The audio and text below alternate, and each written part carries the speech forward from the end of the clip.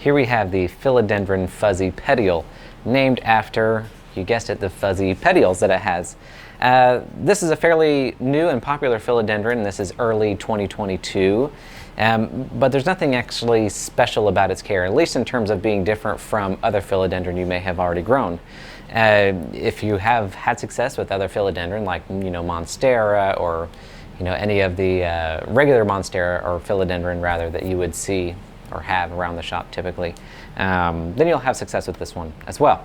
As with all philodendron, we're going to start off with a nice wide view of the sky. It's important that this plant is looking out at unobstructed blue sky.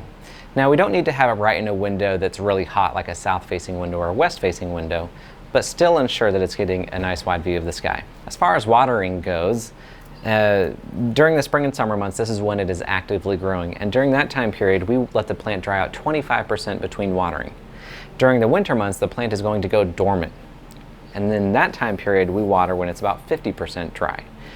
And now, it doesn't matter what time of the year it is, during the growing season or dormancy period, whenever the plant is ready to be watered, 25% or 50% depending on the season, we want to thoroughly soak everything. So all of the soil in the pot should be completely saturated.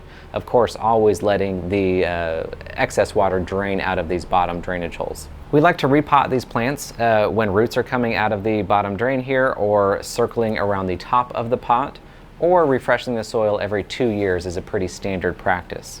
We like to use our aeroid soil that we sell here in the store, but if you want to make your own, we use 1 part houseplant soil. This is just your base houseplant soil, and we mix that in with orchid bark or perlite, something that's going to get air down to the roots and provide excess drainage.